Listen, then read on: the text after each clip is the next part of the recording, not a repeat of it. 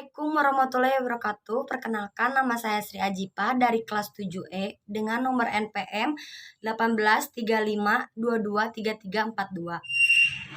Saya akan memaparkan materi dari rangkuman ekologi administrasi negara. Baik, langsung saja ke materi. Upaya pengembangan etika lingkungan. Penguatan misi untuk mempertahankan keseimbangan ekosistem perlu dilakukan upaya berupa penyuluhan tentang kesadaran pentingnya lingkungan. Maksudnya, upaya ini tidak cukup penyuluhan-penyuluhan untuk menumbuhkan kesadaran, perlu juga adanya landasan yang kuat dalam upaya untuk menjaga lingkungan. Poin kedua, penetapan sikap untuk memperhatikan lingkungan, yaitu pembuatan peraturan tentang lingkungan. Yang dimaksud tersebut, pemerintah melalui programnya menetapkan sikap dasar yang sangat memperhatikan lingkungan dalam melaksanakan pembangunan. Poin ketiga, pemantapan kesadaran masyarakat dalam mengelola lingkungan hidup, yaitu penyempurnaan peraturan operasional dalam pengelolaan lingkungan. Poin keempat, kebijakan berwawasan lingkungan. Pemanfaatan sumber alam dengan cara menghargai, mencintai, mengembangkan, dan mendukung kestabilan ekosistem. Poin kelima, membangun etika lingkungan baru, yaitu A. Manusia harus menghormati alam.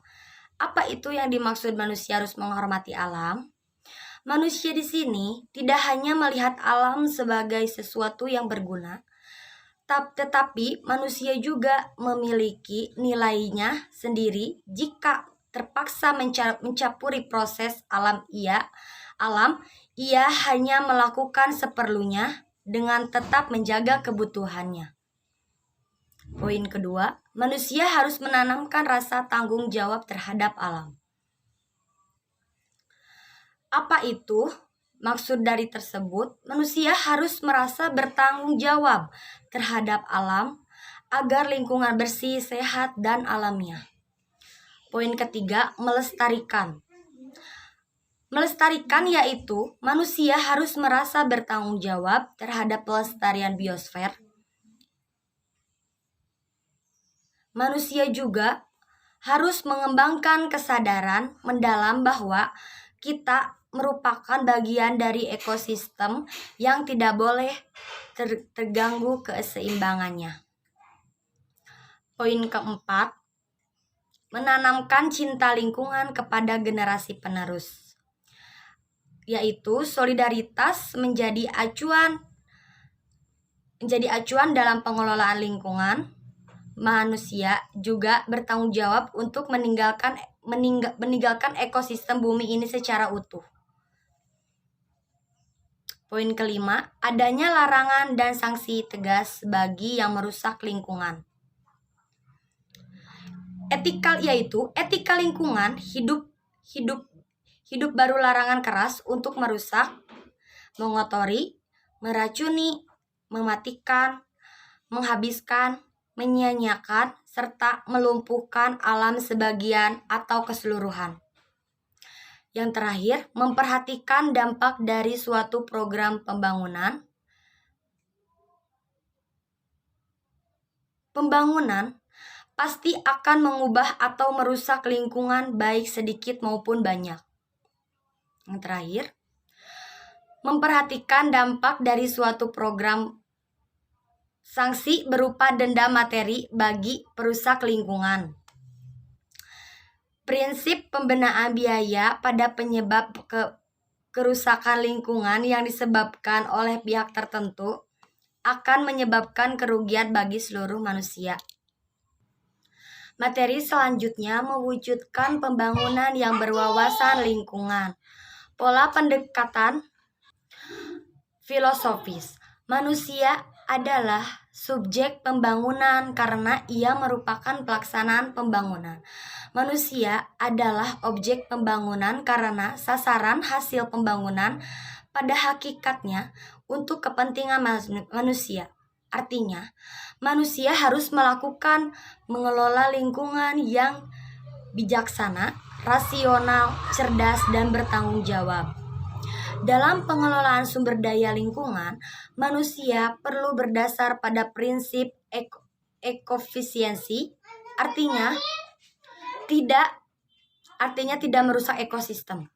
Pemanfaatan sumber daya alam tidak dimaksudkan untuk menguras habis kekayaan alam, tetapi bertujuan pada terwujudnya tata pengelolaan keberadaan sumber daya alam untuk mendukung kesejahteraan manusia. Materi selanjutnya, metode pembangunan yang berwawasan lingkungan.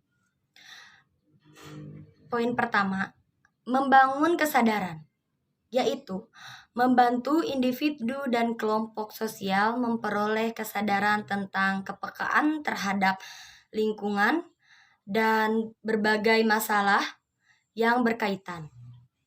Poin kedua, transfer pengetahuan, yaitu membantu individu dan kelompok sosial memperoleh berbagai pengalaman tentang lingkungan dan pemahaman dasar mengenai masalah-masalah yang berhubungan. Dasarnya adalah eksplorasi kemampuan rasional manusia. Poin ketiga, pengembangan sikap, yaitu membantu individu dan kelompok sosial memperoleh nilai-nilai sosial, perasaan kuat, dan kepedulian terhadap lingkungan serta mempunyai motivasi. Poin keempat, pemberian keterampilan, yaitu membantu individu dan kelompok sosial memperoleh keterampilan dan pemecahan masalah-masalah lingkungan. Poin kelima maksudnya partisipasi dan observasi, yaitu membantu individu dan kelompok sosial mengembangkan rasa tanggung jawab terhadap berbagai masalah lingkungan dan mencoba menerapkan tindakan yang tepat untuk membantu memecahkan masalah. Poin terakhir, evaluasi dan refleksi, yaitu membantu individu dan kelompok sosial mengembangkan pola internalisasi diri atas seluruh aktivitas terhadap lingkungan dengan seluruh pembelajaran sehingga menjadi sebuah spiritualitas hidup. Inilah yang akan mendorong perilaku konstan manusia atas lingkungannya. Materi selanjutnya yaitu pola pendekatan ekologis. Ada dua poin, sikap tektoratis dan sikap diktomatis. Apa itu sikap tektoratis? Secara umum, tektoratis artinya keterampilan untuk menguasai sesuatu. Sikap tektoratis pada intinya merampas dan membuang alam dan mengambil semua yang diperlukan dalam kehidupan manusia. Poin kedua, sikap dikotomotis. Sikap dikotomotis berarti melihat dan menempatkan lingkungan terpisah dari kehidupan manusia. Sudut pandang kepentingan sikap ini akan memunculkan perilaku tidak peduli terhadap lingkungan, bahwa lingkungan adalah tempat dan sumber daya. Materi selanjutnya, pola pendekatan psikologis. Pada hakikatnya, pembangunan berkelanjutan merupakan aktivitas memanfaatkan seluruh sumber daya untuk meningkatkan kualitas hidup dan kesejahteraan manusia. Pelaksanaan pembangunan pada dasarnya juga merupakan upaya memelihara keseimbangan antara lingkungan alami atau sumber daya alam hayati dan non-hayati, dan lingkungan binaan sumber daya manusia dan buatan. Sehingga sifat interaksi ataupun independensi atau saling bergantungan antara keduanya tetap dalam keserasian yang seimbang. Intinya adalah bahwa melalui pendekatan psikologis diharapkan mampu memunculkan pemahaman bahwa antara manusia dengan alam memiliki hubungan yang tidak dapat dipisahkan, sehingga proses pembangunan tetaplah memperhatikan kelestarian lingkungan. Sekian presentasi yang dapat saya sampaikan. Mohon maaf apabila banyak kekurangan. Wassalamualaikum warahmatullahi wabarakatuh.